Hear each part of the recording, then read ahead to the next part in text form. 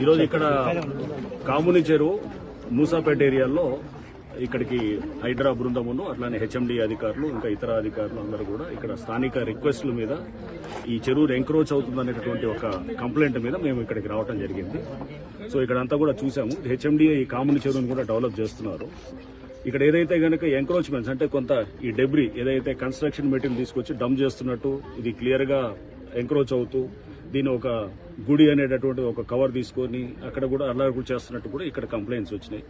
So ఇక్కడ స్థానికులు కూడా చెప్పాం, గతంలో అంటే ఇంతకుముందు ఆల్రెడీ కట్టినటువంటి ఇల్లులు ఏవైనా ఉన్నా వాటిల్ని ఎటువంటి పరిస్థితుల్లో హైడ్రా టచ్ చేయదు. కానీ ఇక మీద అంటే హైడ్రా ఫామ్ అయింది జూలైలో, ఆ తర్వాత గనక ఏమైనా స్ట్రక్చర్స్ వస్తుంటే గనక వాటిల్ని ఖచ్చితంగా వాటిల్ని డిమాలిష్ చేయడం జరుగుతుంది. చెరువు ఎఫ్టీఎల్లోకి వచ్చి కడుతున్నటువంటివి కానీ ఇప్పుడు ఏదైతే గనక ఆల్రెడీ పర్మిషన్ లేకుండా ఉన్న వాటి గతంలో పర్మిషన్ తీసుకొని ఏమన్నా పాత డేట్స్ తోటి కడుతుంటే గనక ఓకే, దట్ ఈస్ యాక్సెప్టెడ్. కానీ బట్ ఇప్పుడు పర్మిషన్ లేకుండా వచ్చేటువంటి అంటే ఇక్కడ పర్మిషన్స్ కూడా ఇక మీద అంటే హైడ్రా ఫార్మేషన్ తర్వాత వచ్చే పర్మిషన్స్ కూడా అది వస్తే కూడా దాని మీద కూడా మేము చెక్ చేస్తాం.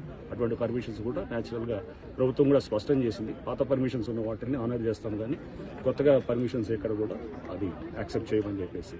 సో ప్రభుత్వ పాలసీకి అనుగుణంగా ఈ చెరువుల్ని కాపాడే దీంట్లో మేము డెఫినెట్ గా ఎఫ్టీఎల్ అట్లానే ఎంక్రోచ్మెంట్స్ కాపాడే దిశగా హైడ్రా పనిచేస్తుంది. అండ్ దీంట్లో ముఖ్యంగా ఈ ఎవరైతే పేదవాళ్ళు ఉన్నారో లేకపోతే చిన్నవాళ్ళందరూ కూడా ఆక్యుపై చేస్తున్నారో వాళ్ళని ఎటువంటి పరిస్థితుల్లో డిస్టర్బ్ చేయడం కూడా వాళ్ళకి చెప్పడం జరిగింది. సో దీంట్లో ఎవడన్నా వచ్చి రేపు తప్పుడు ప్రచారం చేసి మీ ఇల్లులంతా కూడా కూలుస్తారంటే దయచేసి నమ్మొద్దని కూడా నేను చెప్తున్నాను. ఆల్రెడీ మీరు ఎప్పుడో కట్టుకుని ఇల్లులు అవి అనాథరైజ్ అయినా ఆథరైజ్ అయినా పర్మిషన్ ఉన్నా పర్మిషన్ లేకున్నా కానీ వాటిని కూలగొట్టడం.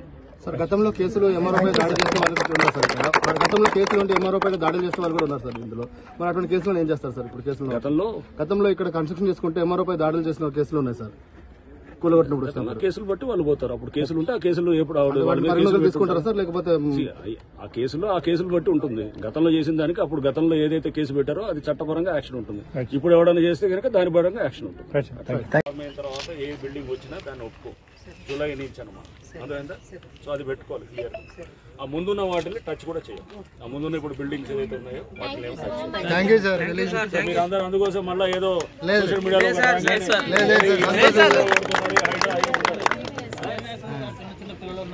అందుకోసం చూడండి, అలా కాకుండా కమర్షియల్ గా వచ్చే ఉంటాయి. ఇప్పుడు లైక్ ఇప్పుడు బిల్డర్ కూలగొట్టినా కూడా అసలైన తొలి వెలుగు. ఫాలో వాట్సాప్ @తొలి వెలుగు official.